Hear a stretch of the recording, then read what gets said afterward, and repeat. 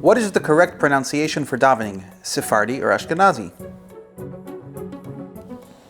Well, this question was actually asked by the Alter Rebbe, the Baal HaTanya. He said that the language, Lashon HaKodesh, the Holy Tongue, is really distorted today. In other words, you go to one place in the world, they read it one way. Another place, they read it a different way. This one says you read this letter this way, this letter that way, this vowel, so on and so forth. There are so many differences. So he says, well, let's take, for example, the Arizal or the Baal Shem Tov. They also did not know the Holy Tongue perfectly. No one does. So does it mean that we're not davening correctly? And the Alter Rebbe explains it as follows. In tefillah, in praying, there are two parts. The physical part and the spiritual part, the neshama of it. The physical part is the pronunciation. The neshama part is your intention, your thoughts in your mind, the feelings in your heart. When I pray to Hashem, I'm connecting to Hashem. Not just in words, but mainly with the thoughts of my mind and the feelings of my heart. And therefore, says Alter Rebbe, what do you think reaches the heavenly abode? Your physical words? No. The thoughts, the kavanah that you have in your mind and your heart, that is what reaches Hashem.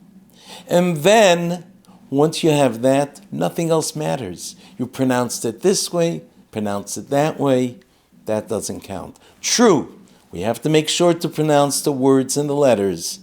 You need the body and you need the soul. But what's the main thing is the concentration.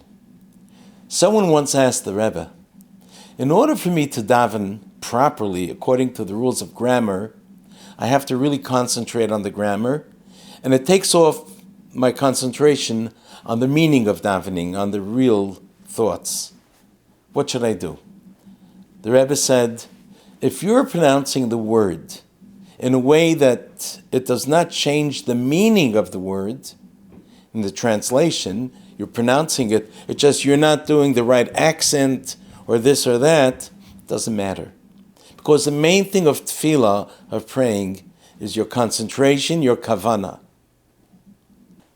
I would like to bring a very interesting story from Mishnas Chassidim, which proves exactly this point.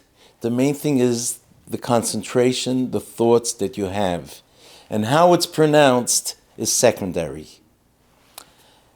There was a Sephardi, a Chacham, a Jewish leader, like a rabbi, who once approached one of the people of praying in his shul, a Kohen, and requested, please don't go up with everyone, with all the Kohanim, to say the priestly blessing, the Birkas Kohanim. Why? Because the Sephardi, the Chacham, heard that when it came to the words Yivarechecha Hashem v'yishmerecha, this guy who didn't know how to read correctly, he said v'yishmedecha with a dalid. It means the opposite. Yishmerecha means to protect you. Yishmedecha is like the word shmad, to destroy you. So he went to the Kohen politely and said, please, when everyone else goes up there, you stay on the side.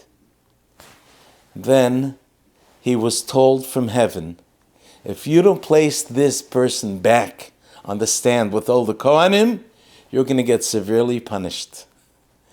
Yet you mean well, but his words are accepted on high as precious as can be, because it's the intention of the heart.